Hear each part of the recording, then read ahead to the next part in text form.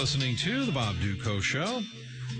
Talking with you about the whole Kony 2012 YouTube sensation that has gone viral.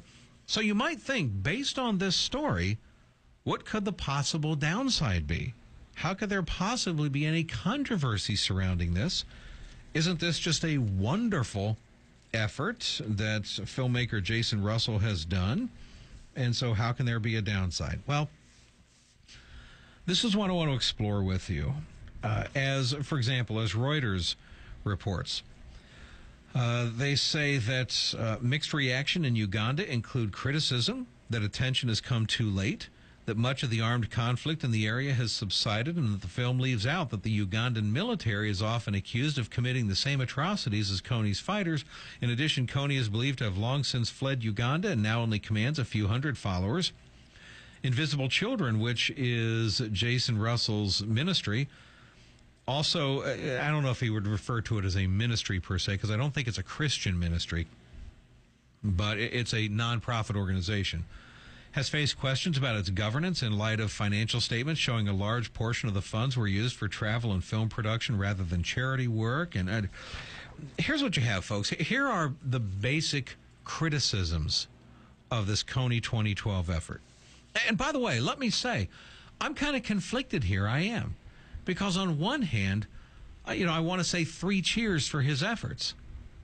But there is another part of me that has to look at some of the practical realities of whether or not some of this is just too much unnecessary hype and not really accomplishing its stated goals and could potentially cause more harm than good. So let me explain. First of all, one of the main criticisms is that his half-hour documentary is just really too overly simplistic. That the dynamics of the geopolitical nature and structure in not just Uganda but the surrounding Central African nations is just really too complex and too intricate to make this as simple as, hey, you've got a bad guy, Joseph Kony, who snatches a bunch of children for bad purposes and we need to find this guy. That it's really not that simple.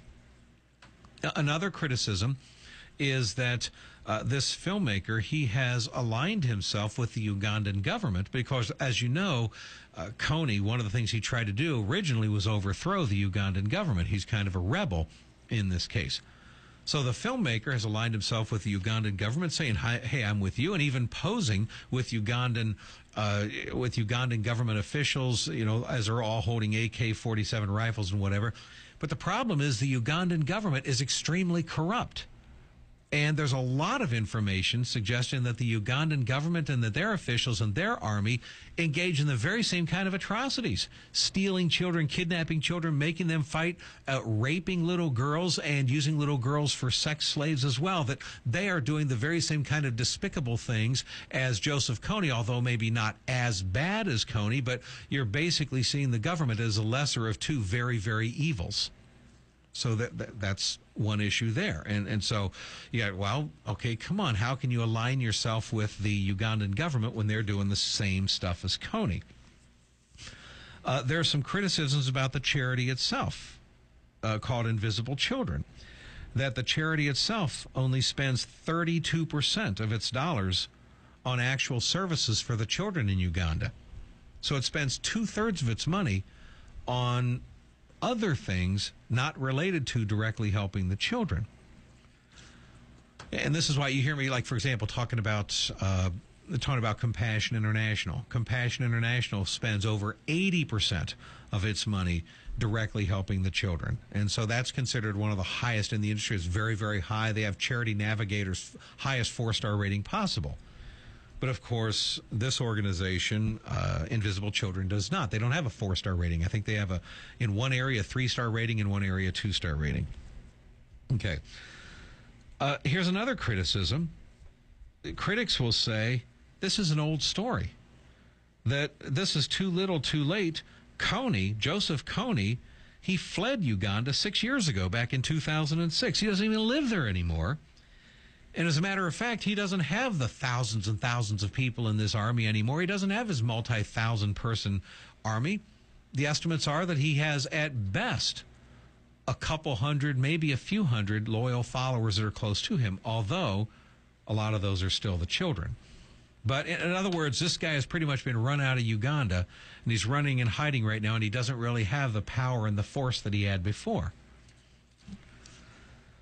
But then here's another criticism, that U.S. and Uganda have been covertly working together. And this is true. The U.S. government and the Ugandan government, although the Ugandan government is corrupt, but still the U.S. government's been working with them covertly below the radar screen to try to find and flush out this Kony guy. And as a matter of fact, the United Nations has on their, International Criminal Court fugitive most wanted list, Joseph Kony is number 1 on that list. So there are a lot of people looking for him already, but there are a lot of officials, not just in the U.S., but in Uganda, that say the best way for us to find this guy is below the radar screen, covertly, communicating, behind the scenes with other people, trying to figure out where he is. And by shining a big flashlight on him and trying to make him famous, it warns him to hide better and to use smarter tactics. And they do even say that Kony has now adjusted his tactics because he's aware of this video. And so now he's being sharper and shrewder in avoiding capture. And it's kind of like equivalent to U.S. cops that are working undercover to catch a drug dealer. Well, it's going to hurt their efforts for some guy with a camera to suddenly make the drug dealer famous and say, hey, this drug dealer, look at everything that he's doing, and putting pictures up of him everywhere and making everybody aware of who this drug dealer is and what his face looks like and everything else. What's going to happen is the undercover officers are going to go, shh, will you be quiet? Will you guys shut up? We're working undercover to try to catch this guy. We're working with our contacts right now below the radar screen. We're trying to hone in on him. And you guys are just making it worse by playing whistles and bells, saying, hey, here's this drug dealer, look at this guy.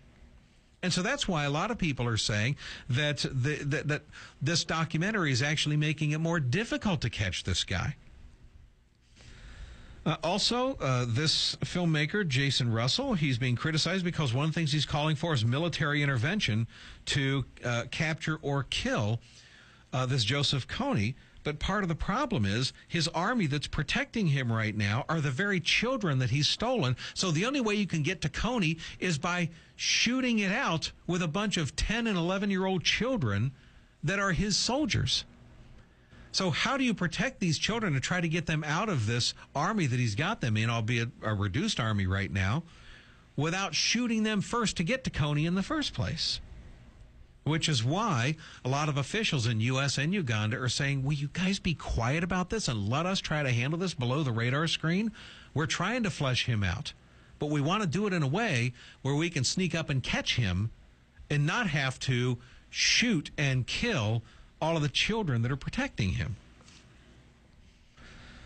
And so one of the criticisms as well is that overall this is just a big emotional feel-good effort that is really hurting and not helping.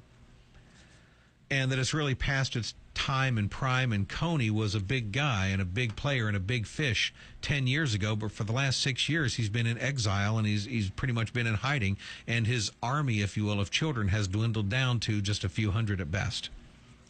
Now, let me switch it to the other side and say, okay, but this guy does have, this filmmaker, Jason Russell, does have some legitimate reasons to say, no, this documentary is a good thing, and it's good that it's gone so viral, because bottom line is Joseph Kony is still a bad guy who's still number 1 on the U.S. International Court's most wanted list, and he does still need to be captured, and he does still need to be brought to justice, even though he's not as big of a fish now as he was. He still committed these horrible atrocities, and why should we let him get away? He should still be captured for this.